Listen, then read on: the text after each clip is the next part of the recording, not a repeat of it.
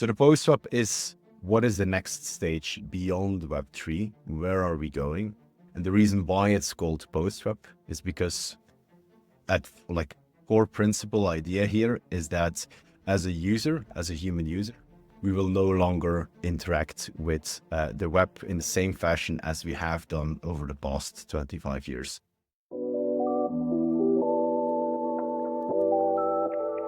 Hello, and welcome to Blockchain Bylines. My name is Nicholas Carey, co-founder and vice chairman of blockchain.com. For this monthly Bylines episode, we're excited to host Jasper De Maere, head of research at Outlier Ventures. Now, Outlier Ventures is the world's leading Web3 accelerator and one of the most active Web3 investors. In fact, their portfolio has over 300 startups from all corners of the world across its accelerator program called Basecamp and its token launch advisory, Ascent.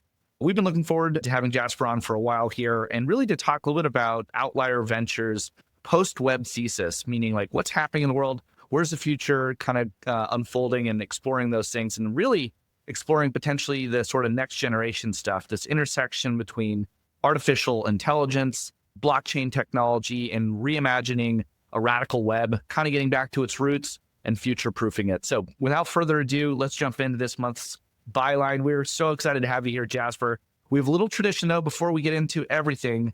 How did you get into crypto, Web3? What was sort of your origin story? Yeah, thanks for having me, by the way. It's great to be here. I think similar to a lot of people in the space at this point, I have a traditional financial background. So I used to be on the trading floor as a stockbroker and then a sales trader. I got into crypto and quite interested in 2017. I got sucked into the ICO craze, which looking at the calendar is almost 8 years ago. It's quite crazy thinking about it. I got sucked into the ICO craze. I remember also looking at CME options when Ethereum started listing to see if I could produce some arbitrage. What was really compelling for me is I was sitting on a structured product desk. It was the ability for programmable assets to be used in the same way as utility tokens today. So initially, I looked at it from a financial engineering perspective. So, okay, what can we do with a programmable asset? How can we re-engineer value accrual to whoever holds that asset? So that's how I got into it. Then obviously stayed engaged, and I think the real kicker for me was a DeFi summer. I think for also for many people who come from the TradFi background, 2019, 2020, the promised land, decentralized finance. And then from there, get sucked very deep. I think I moved officially from TradFi into crypto in 21, 22, when I was a research analyst at Morgan Stanley, looking at digital assets. And then ultimately 2 years ago, moved on to the complete opposite side of the spectrum from your incumbent, like, what does this all mean, into the early stage acceleration space, which is where we operate today. Got it. So you're definitely one in a small cohort of what I could describe as the reformed bankers that have come to Web3 to basically take some of the lessons learned, apply some of the concepts, but really embrace the things that make Web3 so special and can open up markets, develop new products, democratize access to these things, and do much more. So I want to get into all of that with you. It was funny hearing you talk about the ICO phase. I think for those that don't know, crypto has kind of a long history now. It's been around for well over a decade. And there was sort of like this genesis moment where Bitcoin is introduced. It's kind of the only digital asset around. Some people are debating whether it's going to be digital gold or peer-to-peer electronic cash. And they're mapping concepts that have historically always been in the conversation when it comes to money, wealth, and assets. And then comes along Ethereum, and then you have this moment called the ICO boom, or initial coin offerings, where lots of different projects were sort of launched. Then it got quiet again, and then decentralized finance came on the scene and really reinvented people's relationship with thinking about how organizations could be created as software applications. The idea of needing to take a company public was sort of changed forever in that world. And now we've been through the NFT phase, and now we're into the meme coin era. There's always something to talk about, but the thread through all of it is the digitization of finance and an exploration of completely rewiring this historically slow and legacy institution that is TradFi. I want to hear a little bit more about all of this. Talk to us about this thing that Outlier Ventures pioneered, the proposal or discussion of a post-web thesis. What is that? How do you describe that to people and what it means? Yeah, so it is an exercise we do every couple of years. We look for a new North Star, which underpins the way we accelerate companies. This time around, it is the post-swap. There's no specific time as to when we do this, but we feel whenever there's an imminent inflection point in our space, we just dive very deep, and that's our work around the post-swap. So we're currently in the process of still fleshing a lot of this out. We have open discussions with our entire portfolio company. We've spoken with over 100 founders and constantly jamming on this. In short, what is the post-swap? It's the extension away from Web3. If you look at like the history of the internet, Web1, extremely static. Then in the 2000s, we moved on to the platform economy. Think your Airbnbs, your Ubers, your Amazons. That's really where economic activity started to get orchestrated on platforms. So the buyers and the sellers, and not only economic activity, but also social activity. And that's where we saw the Facebooks and the Instagrams of this world manifest. Now we are at a point where we are looking back on a decade of Web3. I think the term got coined in 2014. So give or take a decade into Web3. And we look critically at what have we actually achieved so far. We have introduced this concept of ownership. So you have like read, write, and own, which is like the three paradigms of the internet. What we propose in the post-web is a new element, and that is the ability to delegate economic activity to AI, which is rapidly diffusing across society and has been for the past 2.5 years. So the post-swap is, what is the next stage beyond Web3? Where are we going? The reason why it's called post-swap is because at like core principle idea here is that as a user, as a human user, we will no longer interact with the web in the same fashion as we have done over the past 25 years. A lot of it will get automated by agents who will act on our behalf. And basically, a lot of mundane and commoditized economic activity will get delegated to these agents who will then act on our behalf. And when we first started with this idea in April or May, we laid out like a decade, like a future of the next decade. But to our surprise as well, like this is manifesting way quicker. Anyone who's looking closely at crypto Twitter, like you already see agents there. Any Telegram group that's meaningful size has agents as well. So it is manifesting very quickly. Now it's about like, okay, how do we continue that space and continue to use agents in any possible way, right? Yep. There's a great book released last year by Chris Dixon, which was Read, Write, Own. And it basically summarizes what you described, which is Web3 is arrived and it has now established itself. That's not really, I think, up for debate anymore, but it's worth thinking about what has crystallized over the internet, basically over the last 30 years. The first episode of the internet, episode 1, was people were able to put content up and it was static. You could read it. It was good for consuming stuff. And then we had this era where we were actually decentralizing old models of content creation, whether it was the traditional media or, music or video. And then you got things like YouTube, Facebook, et cetera. And that was where we had the read write. And then Web3 sort of pioneered ownership over these types of communities. Now, I wouldn't say we've really had the breakout of the platform that allows end users to really control and own as much of their economic activity as those centralized platforms have captured. But the tooling is now available, and I think everyone's sort of waiting around to see where that goes. But I think you're talking about something that's already happening, which is really interesting, which is really this marriage between artificial intelligence and these large language models and some of the really important tenets of crypto, which were open access, decentralization, and really economic activity. And what does all that kind of mean? And so I love this. And I wish we won't have enough time today to go through everything. But you already said a few things that I think are provoking a very strong, I would describe it like policy reaction from governments already, which is, well, if AI is going to take away a lot of these sort of, you describe them as like mundane economic actions, and we get these great efficiency gains, but there's a lot of workforce displacement. Can you be specific? Where do what's going to get disrupted first? I don't think AI is going to be, I don't know, maybe disrupting plumbing tomorrow, but it will certainly disrupt translation and other things very quickly. Talk to us about that and maybe talk about why it's necessary for these AI agents to have crypto, because they certainly can't go down the high street and set up a bank account at Bank of America or Wells Fargo. How does an AI prove that it's a person? It can't.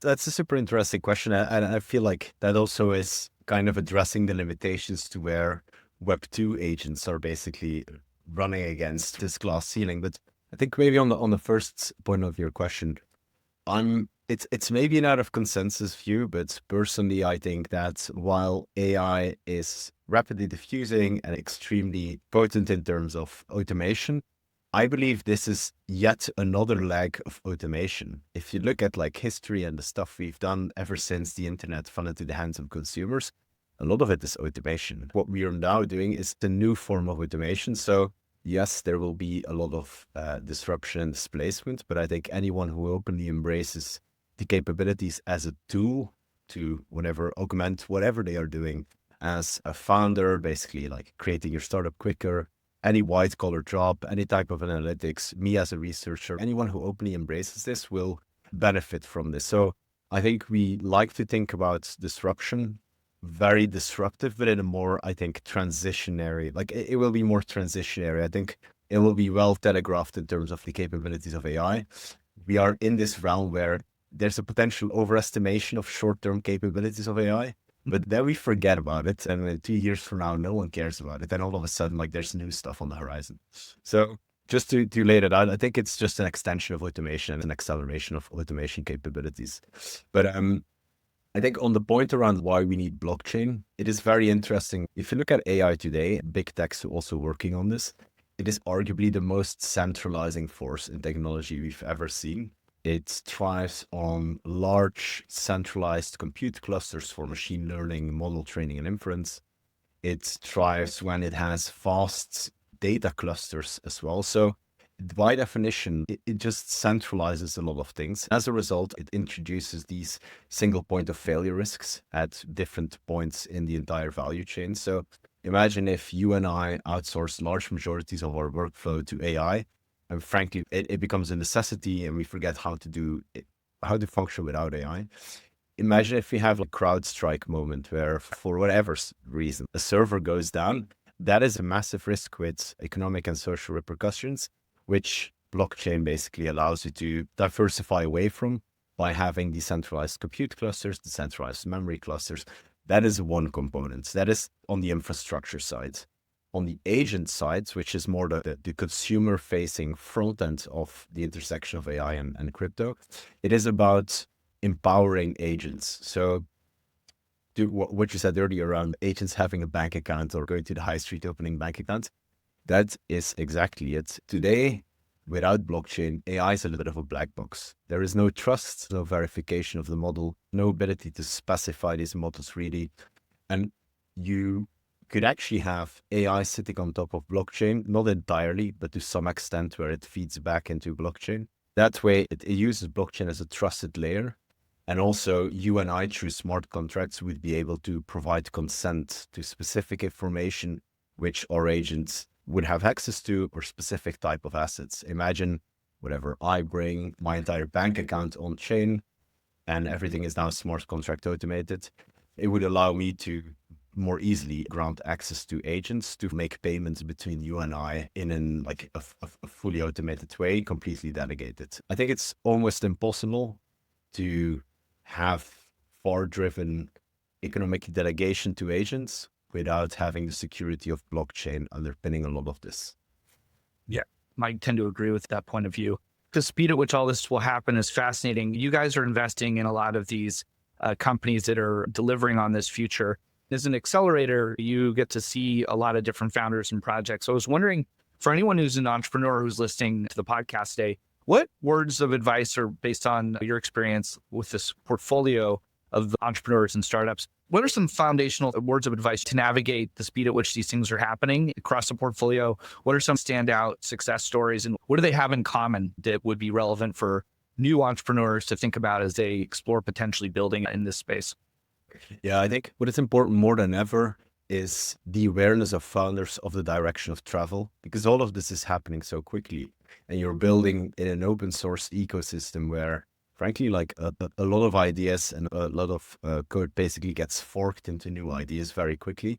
I think founders need to realize the direction of travel. And that's what we're also trying to do with the post web. We are trying to create an awareness for founders who are building in the space that very likely any decentralized application you're building will be used largely by agents in 5 years from now. And what are the implications for this specific economic modes, which we think are strong competitive advantages today, might not necessarily hold in an internet where agents do everything, right?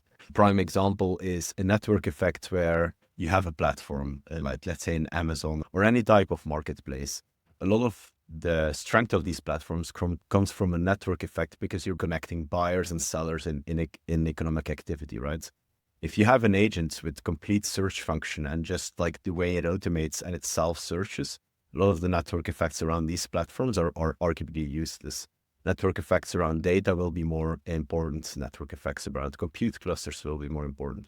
My advice is really like, it's not necessary that the post-web, the idea which we present today, is manifesting tomorrow. This is a decade-long transition, but understanding that when your company is mature in a few years from now, they will likely fit within this post-web stack in a specific position dealing with agents is very important, because that's basically how you anticipate your economic modes and how you create your product and design your overall strategy, I think. So it's a strong awareness. Other than that, embrace AI tools and any type of functionality. If you look at today's success stories in Web3, a lot of it is really like 2-3 people with very powerful tools just building stuff overnight. It becomes an immense success, right? We're dealing with extremely asset-light businesses that by definition don't necessarily have high upfront costs other than overheads. So if you can automate a lot of stuff through using these AI tools, it's very powerful, and you're not necessarily forced to dilute yourself 10 or 15% very early on just to have a stab at actually making it work, right? So I think that's also something. I think that's great advice. Get practical with it, start using it, start practicing it, apply it to your marketing, apply it to your code review, developing product market fit, all those things. And I think it's kind of an optimistic perspective that it's never been easier to start potentially world-changing company than it is right now. And a small, dedicated team can achieve extraordinary results because of the efficiencies gained thanks to these new capabilities and technologies. In that sense, the world is very bright, and it's great to see you guys, among many others, investing in that. I wanted to get to a conclusion here. Talk to us about what does the world look like in 5-10 years? I mean, I think it's safe to say it's going to be a bit weird. It's going to be quite a bit different than the one we're experiencing today with the internet. You know, I find the internet today does not feel like it did when I was growing up as a teenager, where I was discovering all of these different things and it felt like a real adventure. And now it's gated and everything has a paywall and you have to accept cookies, and it's like all these notifications and all these warnings, and it seems harder than ever to get access to the things that I might want to. Is that going to get better? Does it get worse? Where do you think it's going? Yeah, it's very interesting. I like to think of myself as a tech realist, just balanced with everything I look at. But I do believe that when looking back at this point in history of the internet, I think we're arguably at the worst possible time, where we have so much functionality of applications and we're so reliant on operating in the digital realm, anything that's leveraging the internet, yet everything is so manual. I think that is really it. As you say, like consent for cookies, filing taxes online. We have like 101 different applications. Everything wants to be online because it's easy, but it's still extremely manual. And we just spend so much time not truly enjoying the joy of the internet. And what it was supposed to do is like connecting people in a meaningful way, whatever, an interesting communication protocol. Now it feels very mundane, like unexciting activity is also finding its way into the internet. I believe by having the ability in the post-web to delegate or outsource a lot of this to agents, and this doesn't need to be like extremely complex activity, but already like that will offload a massive burden. And then I think the internet will again be used for the joyous activity, the more meaningful stuff, right? I think the metaverse is a little bit out of vogue. I think in 2022, we burned through that term quite quickly, but I think it will definitely see a resurgence where we just free up more of our time. Imagine you and I, we go for a beer tomorrow. I settle the entire tab. And rather than like asking you payment details and doing everything manually, I just ask the agents, like, guys, can you settle whatever is necessary? Like, that already shaves off so much time. So I think, yeah, I'm very, very optimistic. I think once we figure all of this out from a tech perspective, it will be very exciting. Well, I, for one, am very much looking forward to a future where the cognitive load of all of that admin goes away and can get back to basically using the internet as a discovery tool for all kinds of knowledge and hopefully experiences. So I think that's a bright future, and I'm one quite excited about. Where can people follow up on the work that you're doing, the research, and Outlier Ventures in general? Where can they keep up with you guys? Yeah, most of the PostWeb is available on postweb.io. You instantly go to the landing page. We are writing, I did pretty extensive piece. I like to call it a book. We are currently 180 pages in, 2 chapters are done. You can dive into a great amount of detail across the entire stack. Anywhere you're building within Web3, we probably cover it to a large extent in terms of what are the implications, what should you be mindful of. There's 2 more chapters coming. I'm actually writing this as we speak, but we're also in the process of launching our first post-up cohort. So we're in 5-6 weeks from now, we're going to kick off the first one where we go through 3 months of intense acceleration with a cohort of anywhere between 12 to 15 companies building across the entire post-web stack. So it's very exciting because we also get very practical around this. We're actively thinking on how we need to structure this. But I think the message is, like, if you're a builder in the space, get in touch. We're always very happy to jam, either to me personally or like get in touch with any one of OV. There's plenty of us around the globe, so we can hunt us down. All right. Well, you heard it here first. Thank you so much for coming and sharing a little bit of this perspective based on your experience, based on the research you're doing, and building this future of the post-web. So without further ado, please remember to subscribe to our channel and leave a review if you enjoyed today's episode. Until next time, I'm Nick Carey on behalf of the entire Blockchain.com team. Thank you for tuning in.